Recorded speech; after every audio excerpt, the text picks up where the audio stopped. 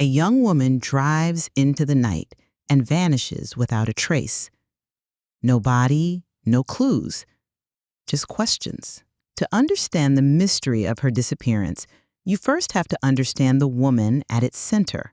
Mara Murray was a 21-year-old nursing student at the University of Massachusetts Amherst. On the surface, she was the picture of success.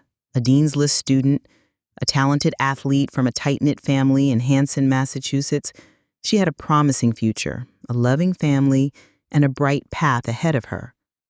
But beneath that polished surface, a different story was unfolding. In the months before she vanished, Mara's life was quietly unraveling. She had been arrested for using a stolen credit card, a charge that could have jeopardized her nursing career. She was in a long-term relationship, but there were signs of strain and secrets. She was a young woman, under immense pressure, navigating a secret life no one saw coming. Was this the portrait of a woman on the edge, or just the normal struggles of a college student? The answer would soon become critical to one of the most baffling missing persons cases of the 21st century. The beginning of the end started on a cold Monday. On February 9th, 2004, Mara sat down at her computer. She opened her email and began to type a message to her professors and her work supervisor. In it, she claimed there was a death in the family and that she would be gone for a week. But there wasn't. Her family was safe. The email was a lie, the first in the series of strange and inexplicable actions. Why invent a family tragedy? Was it a simple excuse to escape for a few days, or was it the start of a much more desperate plan? That same day, she made phone calls to book a rental property in New Hampshire, a place she had visited with her family. But she never finalized a booking. Her digital trail was a confusing mix of preparation and indecision. After sending the emails, Mara's actions grew even more puzzling. She packed her car, a black 1996 Saturn sedan, but not for a typical weekend trip.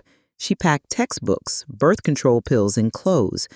She also went to a liquor store and purchased an assortment of alcohol, Bailey's Irish Cream, Kahlua, vodka, and a box of Franzia wine. She withdrew $280 from an ATM, nearly all the money in her account. She packed maps of New Hampshire and Vermont.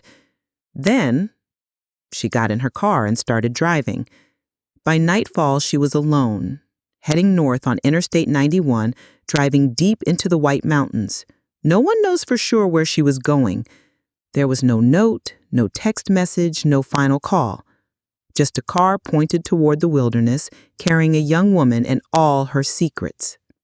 At around 7:30 p.m., on a sharp, unlit corner of Route 112 in Haverhill, New Hampshire, something went wrong.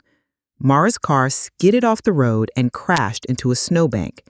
The impact was enough to deploy the airbags and damage the front end of her Saturn, leaving it inoperable. A local school bus driver, Butch Atwood, was driving home when he came upon the scene.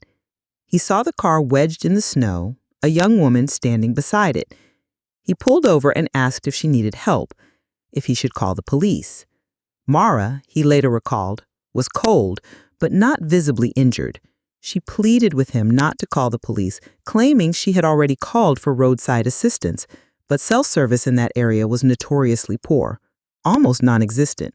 It's a call she likely never made.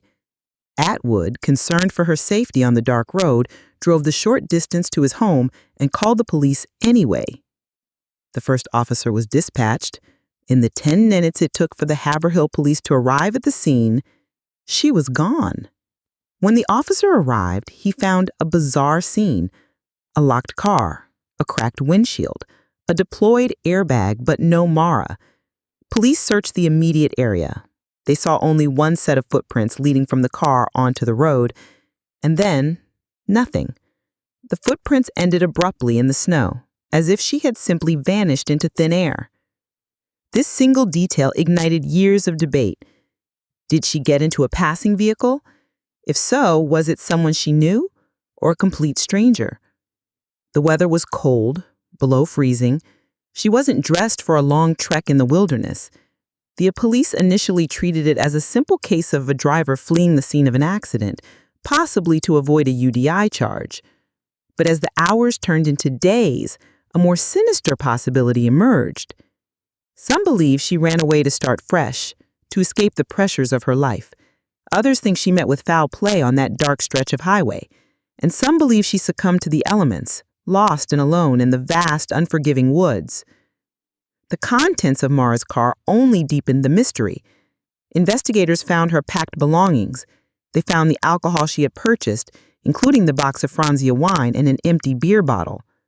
They found her textbooks, her favorite stuffed animal, and even an accident report form from a previous crash. But what they didn't find was even more telling. Her cell phone was gone. Her wallet and credit cards were gone. And Mara herself, gone. A rag was found stuffed into the tailpipe of the Saturn, a detail that has been endlessly debated. Was it a trick to fake engine trouble, or was it something Mara's father had told her to do to prevent exhaust damage in the winter? The clues didn't add up. They were puzzle pieces from different boxes, forming a picture that made no sense. It was the portrait of a woman seemingly prepared for a new life who disappeared in an instant of chaos. For 2 decades, the case has haunted investigators and the public alike. Extensive ground and air searches have turned up nothing. Her family, refusing to give up hope, has pursued every possible lead. The rise of the internet turned Mara's case into a global phenomenon. Podcasts, documentaries, and online forums have dissected every detail, attracting a legion of armchair detectives who have chased down clues, proposed theories, and sometimes even muddied the waters of the official investigation. Missing persons posters have faded on telephone poles. News anchors have moved on to other stories. But for those captivated by her case, Mara is not a memory. She is an active mystery. Every few years, a new tip emerges.